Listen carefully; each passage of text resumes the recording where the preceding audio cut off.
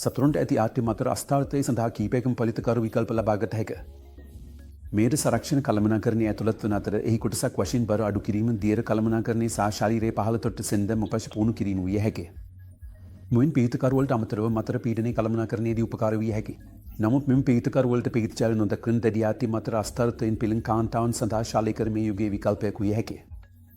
ආර්ථික මතර අස්ථාර්ථයේ කාන්තාවන්ට ලැජ්ජාජනක විය හැකි අතර ජීවිතයේ ගුණාත්මක භාවයට බලපාන්නටත් ඔවුන් සමාජ කාර්යකාරකම් වලින් ඉවත් වීමටත් හේතු විය හැකියි.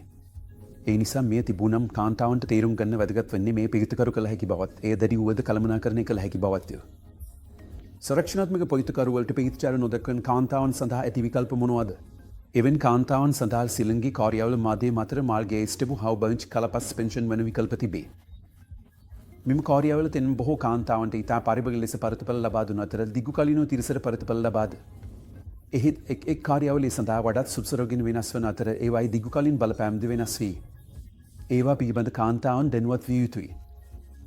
මාධ්‍ය මතර මාර්ගයේ සිලුංගි ලබාගත් කාන්තාවන්ට කොතරම් ජලය භාවිතා කිරීම සම්බන්ධයෙන් ගැටලු ඇති විය හැකිය.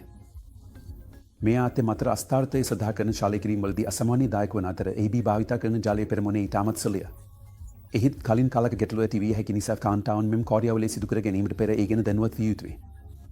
සේවයේ 10 කාර්යාවල ටිකක් වැඩි ආකර්මණශීල වුවද ඒවා දිගු කාලිනව තිරසර පරිතඵල ලබා දී. කොතරම් ජලය සමග සම්බන්ධ ගැටලු බොහෝ විට මෙහිදී නොපැවතිය හැකිය. බර්ජ් කෝල්පොසිස් පෙන්ෂන් කාර්යාවලේ අනෙක් කාර්යාවලින් දෙකට සාපේක්ෂව අඩු කාර්යක්ෂමතාවක් දක්වන නිසා වර්තමානයේ ලෝකයේ පුරා එය බහුලව භාවිතා නොවේ.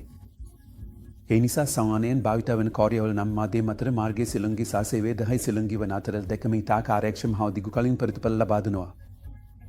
මේ අවම ආකර්මණශීලී කාර්යාවලියක් වන අතර වෙළඳ 30කට ආසන්න කාලයක් ගත වේ දිනයක් හා එක් දිනක රෝහල ඇතුළත් කිරීමකින් සිදු කළ හැකි ඉතා කොට සේවය ලබන කාලයක් සමග.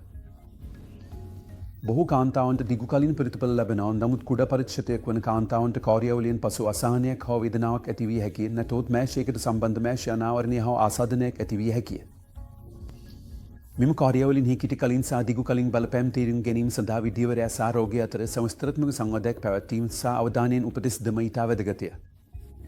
නමුත් නිවැරදිව තොරගත් රෝගය සඳහා දිගු කලිනව ප්‍රතිඵල ස්ථාවර බව පෙන්වා ඇති.